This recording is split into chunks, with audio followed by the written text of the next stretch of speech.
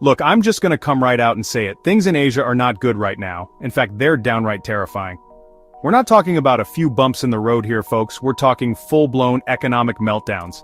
10 Asian economies, some of the biggest players in the game, are teetering on the precipice of absolute disaster. Governments are losing their grip, millions are being thrust into poverty, and the once booming Asian century, well, it's starting to look a lot like a slow-motion train wreck.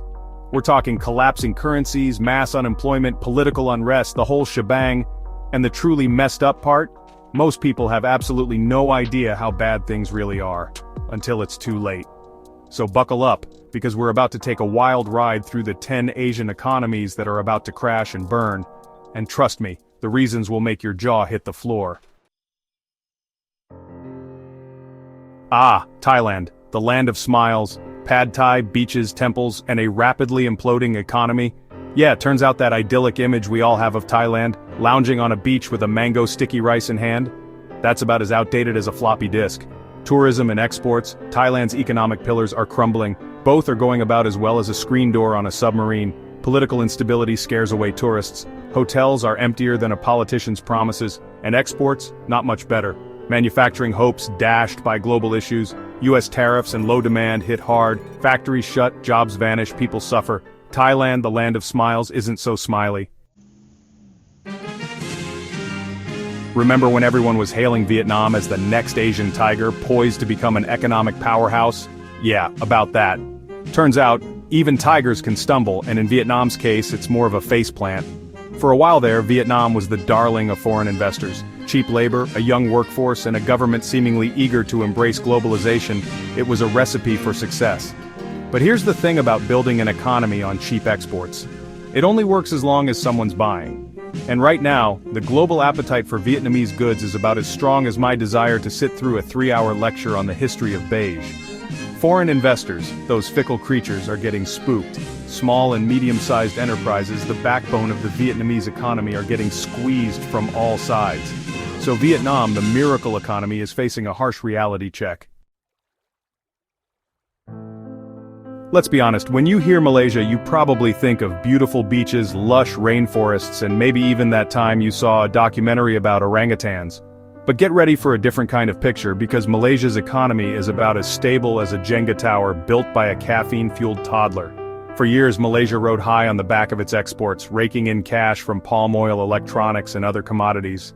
But here's the problem with putting all your eggs in one basket. Drop the basket, and you're left with a whole lot of mess. Global demand for their key exports has plummeted faster than a durian falling from a tree, and the Malaysian ringgit is following suit. The cost of living is skyrocketing, while wages remain stagnant. So, yeah, Malaysia's in a bit of a pickle. And the worst part? The government seems more interested in playing the blame game than actually fixing the problem. Look, we all know that Pakistan has had its fair share of troubles over the years. Political instability, social unrest, the occasional military coup, light weekend stuff. But what's happening in Pakistan in 2025 is on a whole other level of bleak. We're talking full-blown economic meltdown, the kind that makes you want to crawl under your desk and cry yourself to sleep while clutching a fistful of rapidly devaluing rupees. The short version is this: Pakistan is broke. Their foreign reserves are so low they could practically fit them in a piggy bank. Inflation is spiraling out of control, faster than a runaway rickshaw, and the cost of basic necessities like food and fuel has doubled, tripled, quadrupled. For decades, Pakistan has been living beyond its means, relying on foreign loans and handouts to keep its head above water. And if that wasn't bad enough, they've been hit by a series of climate-related disasters. Floods, droughts, heat waves, you name it, they've got it. Remember when everyone was all, India, India, India, the next big thing, 1 billion people just dying to buy our stuff? Well, hold on to your hats, folks, because the Indian economy is looking about as stable as a Bollywood stuntman riding a unicycle on a tightrope over a pit of cobras. India was supposed to be the poster child for emerging markets, a young, vibrant population, a rapidly growing middle class, and a tech sector that was the envy of the world. But somewhere along the way, the wheels came off the tuk-tuk. A massive stock market crash sent shockwaves through the country. Investors started running for the exits faster than a cow escaping a Delhi traffic jam, and the Indian rupee took a nosedive. The government's economic policies have been about as effective as a screen door on a submarine. Youth unemployment in India is sky high, which means millions of young people are entering the workforce with bleak prospects. So, yeah, India, the Tiger Cub of the global economy, has stumbled. You know, when you think of Laos, you probably picture serene landscapes and ancient temples, maybe even a few monks going about their day. But Laos is drowning in debt with unfinished infrastructure projects and an economy on the brink of collapse. The government borrowed massively for grandiose projects, but many are poorly planned and riddled with corruption. Take their high-speed rail project, for example. It's over budget, behind schedule, and mostly empty. Debt repayments are crippling the economy, and poverty is rising. Laos is now dangerously dependent on China. Remember when Turkey was the cool kid on the block, the bridge between East and West, the darling of emerging markets? Yeah, about that. Turns out, all that glitters is not gold. And the Turkish economy is looking about as appealing as a week-old kebab left out in the sun. For years, Turkey rode high on a wave of cheap credit and foreign investment. They built skyscrapers, shopping malls, and even a giant new airport that nobody really asked for. But beneath the shiny veneer of prosperity, cracks were starting to appear. The Turkish lira was weakening, inflation was on the rise, and the current account deficit was ballooning faster than a hot air balloon at a Turkish bazaar. A currency crisis in 2018 sent the lira into freefall. Inflation soared to levels not seen since the days of the Ottoman Empire, and foreign investors started fleeing the country. The government's response? Arresting economists who dared to criticize their policies and blaming foreign powers for their own economic woes. So, what's the prognosis for the Turkish economy? Well, it's not looking good. Indonesia. Land of 1,000 islands, home to the Komodo dragon and, wait for it, an economy teetering on the edge of a volcanic eruption. That's right, folks, the Indonesian miracle is starting to look a lot like a mirage, and the ground beneath their feet is about as stable as a house of cards in a wind tunnel. For a while there, Indonesia was the envy of Southeast Asia.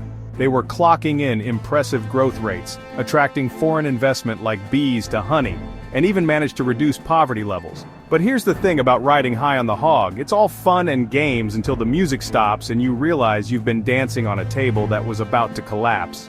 The first sign of trouble came in the form of a plummeting rupiah. Indonesia relies heavily on foreign investment to fund its development, but those flighty investors are a skittish bunch, and as the rupiah falls, so too does the purchasing power of ordinary Indonesians. Alright folks, buckle up because we're about to dive headfirst into a tragedy. Myanmar, also known as Burma, was once a country brimming with potential, a land of rich history, vibrant culture, and breathtaking landscapes. But in 2021, the military decided to stage a coup, because apparently, democracy was getting a little too mainstream for their liking. The coup plunged Myanmar into chaos. Protests erupted across the country, met with brutal crackdowns by the junta. Thousands were killed, tens of thousands were arrested, and a humanitarian crisis of epic proportions unfolded. The economy predictably went into freefall. Foreign investment dried up faster than a puddle in the Bagan Desert. Businesses shut down and the kyat went into a tailspin. So now Myanmar is a country on life support. Alright, let's talk about the big guy in the room, the one we've all been nervously side-eyeing for the past few decades. China. For years, the narrative was unstoppable growth, a manufacturing powerhouse, a communist success story. But lately the dragon has been looking a little, well, let's just say it's lost its roar. The cracks started showing in the real estate market. China went on a building spree of epic proportions, erecting entire cities that stood empty, monuments to unbridled ambition and questionable economic logic. And for a while it seemed to work. Property prices soared, investors made a killing, and the government patted itself on the back. But then, reality set in. People started realizing that those shiny new apartments were overpriced and, well, empty. Property developers, many of them drowning in debt, started defaulting. Evergrande, once a giant of the Chinese real estate market, went belly up faster than a plate of dumplings at a dim sum buffet. So there you have it. 10 Asian economies on the brink, 10 stories of hubris, mismanagement, and just plain bad luck. It's a sobering reminder that no country is immune to economic turmoil, and that the global economy is a lot more fragile than we like to think. Now I know what you're thinking, John, this is all very depressing. Is there any hope? Well, I'm not going to lie to you folks. Things are looking pretty bleak. But even in the darkest of times, there's always a glimmer of hope. These countries can still turn things around, but it's going to require some serious soul-searching, some tough decisions, and a willingness to change their ways. But hey, enough about me. I want to hear from you. Which of these countries surprised you the most? Are you seeing similar warning signs in your own country? Let's discuss in the comments below.